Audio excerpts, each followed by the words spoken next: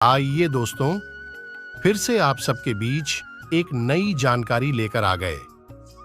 गौतम बुद्ध ने क्यों कहा हर पुरुष की 4 पत्नियां और हर स्त्री के 4 पति होनी चाहिए?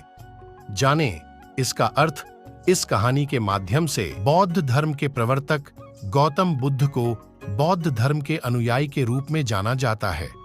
दुनिया भर में बुद्ध को मानने वाले लोग हैं। उनके विचार, ज्ञान व उपदेशों से जीवन को नई दिशा मिलती है। भगवान गौतम बुद्ध को विश्व के प्राचीनतम धर्मों में एक बौद्ध धर्म का प्रवर्तक माना गया है। उनके अनमोल विचारों से जीवन की दशा और दिशा बदल जाती और नई प्रेरणा मिलती है।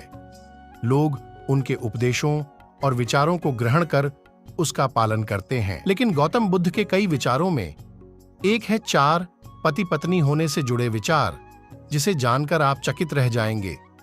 गौतम बुद्ध के अनुसार हर पुरुष की 4 पत्नियां और हर स्त्री के 4 पति होने चाहिए। लेकिन आखिर उन्होंने ऐसा क्यों कहा और इसके पीछे का कारण क्या है? इसका जवाब आपको इस कहानी में मिलेगा। एक व्यक्ति की 4 पत्नियां थीं। उस दौर में पुरुषों को एक से अधिक पत्नियां रखने का अधिकार प्राप्त था। व्यक्ति का जीवन अपनी पत्नियों के साथ अच्छा चल रहा था। लेकिन कुछ समय बाद व्यक्ति शारीरिक परेशानियों से घिर गया और काफी बीमार पड़ गया। बीमारी इतनी जटिल थी कि ठीक होने के बजाय दिन दिन स्थिति खराब होती जा रही थी। अपनी हालत देख व्यक्ति को यह समझ आ गया था कि उसकी मृत्यु का समय नजदीक है। इसे लेकर वह उदास रहने लगा। पहली पत्नी का जवाब। एक दिन उसने पहली पत्नी से कहा, प्रिय, मेरी मृत्यु नजदीक है। मैं जल्द ही अपने शरीर का त्याग कर संसार से मुक्त हो जाऊंगा, लेकिन मैं अकेले नहीं जाना चाहता हूं। मैंने हमेशा तुमसे प्रेम किया और आज भी करता हूं। क्या तुम मेरे मृत्यु के बाद मेरे साथ चलोगी? यह सुनते ही पत्नी खामोश हो गई और अंत में उसने हिम्मत जुटाते हुए पति से कहा, स्वामी, मैं जानती हूं कि आप मुझसे बहुत प्रेम करते हैं और मैं भी आपसे उतना ही प्रेम करती हूं, लेकिन आपकी मृत्यु के साथ हमारे अलग होने का भी समय आ गया। यह कहते हुए पहली पत्नी ने मृत्यु के बाद उसके साथ चलने से इनकार कर दिया। इसके बाद व्यक्ति अपनी दूसरी पत्नी के पास जाकर उससे भी यही प्रश्न पूछते हुए कहता है, क्या तुम मृत्यु के बाद मेरे साथ चलोगी? जवाब में दूसरी पत्नी कहती है, जब आपकी पहली पत्नी ने ही आपके साथ जाने से इनकार कर दिया, तो मैं आपके साथ कैसे जा सकती हूं?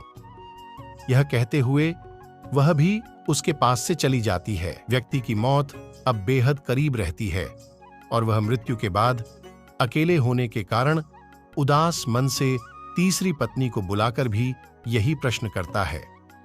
तीसरी पत्नी भी मृत्यु के बाद उसके साथ जाने से इनकार कर देती है। मृत्यु को और करीब पाकर अब व्यक्ति की सारी उम्मीदें खत्म हो चुकी होती हैं और अंत में वह अपनी चौथी पत्नी को बुलाता है और हिम्मत जुटाकर वही प्रश्न पूछता है जो उसने अपनी 3 पत्नियों से पूछे थे।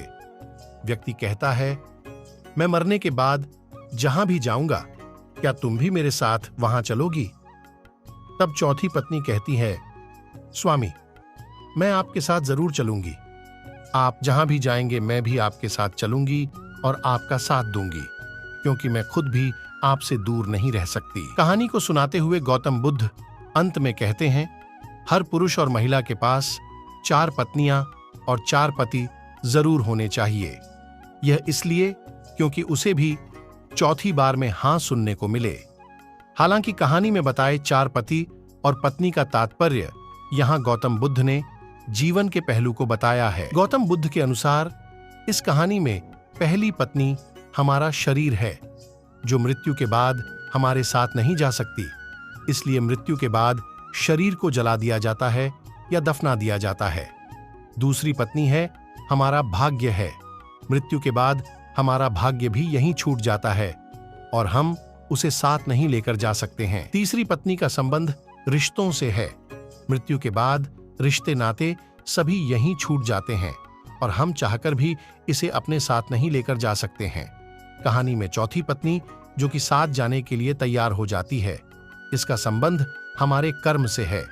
कर्म ही एकमात्र ऐसी चीज है जो मृत्यु के बाद हमारे साथ जाती है। कर्म ही वह चीज है जिससे हमारे पाप पुण्य का लेखा जोखा होता है और मृत्यु के बाद हमारी आत्मा को स्वर्ग या नरक की प्राप्ति होती है। दोस्तों, यह जानकारी अगर आप सबको अच्छी लगी हो तो चैनल को लाइक सब्सक्राइब करें।